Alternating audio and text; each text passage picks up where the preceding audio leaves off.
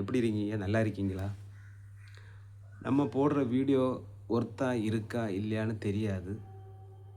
Editing பண்ணலான்னு பார்த்தா அதுக்குள்ள டைமும் கிடைக்கல. அதனால தான் இப்படியெல்லாம் வீடியோ போடுறேன். உங்களுக்கு எடிட்டிங் போடாத வீடியோ உங்களுக்கு பிடிக்காதா? பிடிச்சிருக்கா? பிடிக்கலையா? கமெண்ட்ல சொல்லுங்க. சரியா? அப்புறம் பலாப்பழம் யாருக்கெல்லாம் பிடிக்கும்? பலாப்பழம் எல்லாருக்கும் தான் பிடிக்கும். பலாப்பழம் எங்கள் ஊரில் சக்கைன்னு சொல்லுவோம். சக்கைன்னு தான் நாங்கள் சொல்லுவோம் கேட்டீங்களா? அதனால் சக்கை சீசன் வரப்போகுது. கண்டிப்பாக நான் வீடியோ போடுவேன். நான் லைவாக போடுவேன்.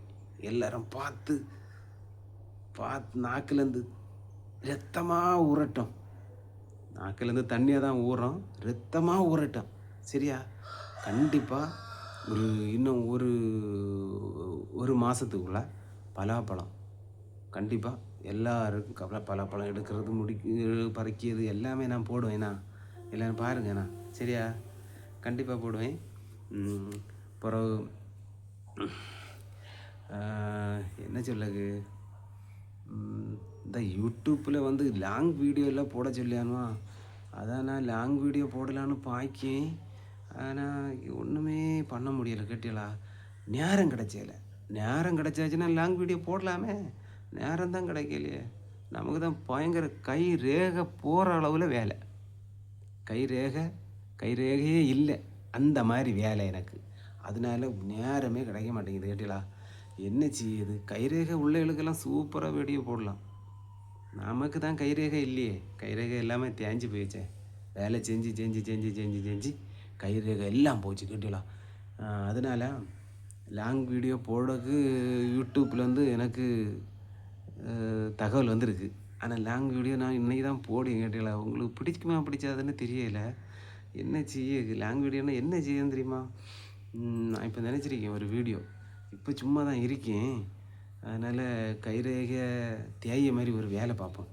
சரியா? நீங்கள் யாரெങ്കിലും இந்த வீட்டில் இந்த மாதிரிப்பட்ட வேலை செய்ய மாட்டீங்களான்னு தெரியாது. ஆனால் நான் என்ன வீட்டில் நான் இது செய்ய கேட்டீங்களா? பாருங்கண்ணா, பாருங்க, ஷூ பாலிஷ் போடியது நல்லா இருக்குது. நல்ல வேலை தான். ஆனால் இதில் கைரேகை போகாது.